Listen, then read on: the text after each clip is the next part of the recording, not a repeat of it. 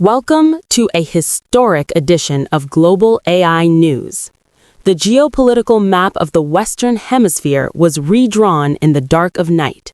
At 1:50 a.m. local time on Saturday, January 3, 2026, the silence of Caracas was broken by at least 7 massive explosions. Residents reported the roar of low-flying aircraft and tracers lighting up the sky over Fuerte Tiuna, the heart of Venezuela's military power. By dawn, President Donald Trump delivered a message that has stunned the world.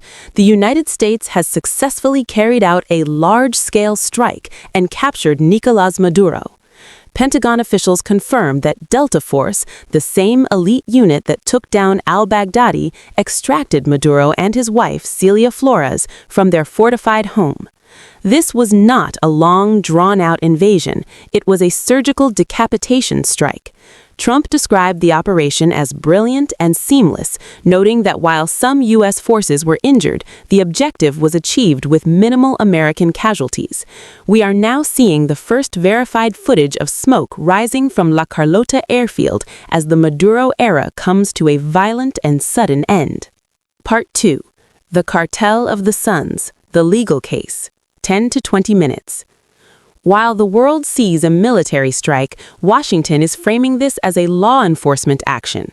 Attorney General Pam Bondi has unsealed a 28-page indictment.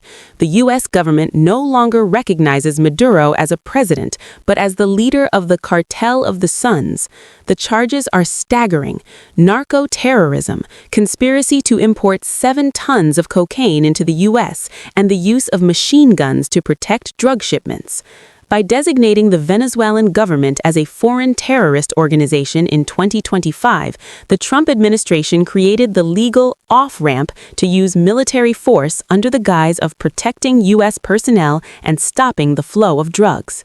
Secretary of State Marco Rubio has signaled that the mission is complete and no further military action is expected now that Maduro is in custody.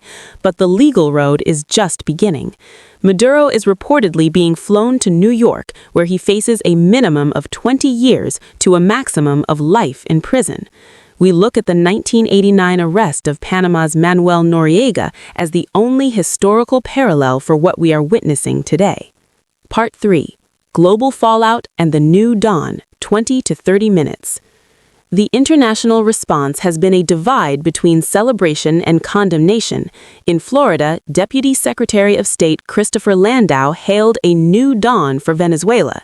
In Argentina, President Javier Milei lauded the end of the dictatorship. However, the blowback is severe.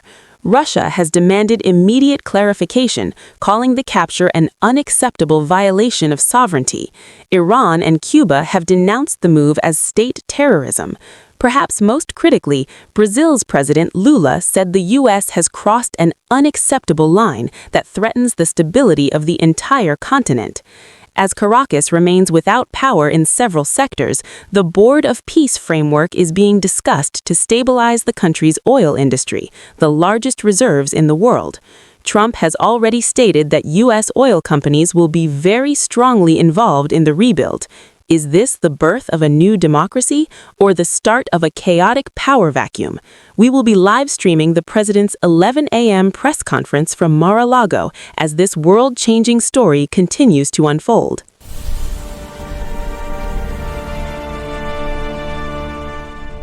That's all for today's Global AI News. Stay tuned for more updates.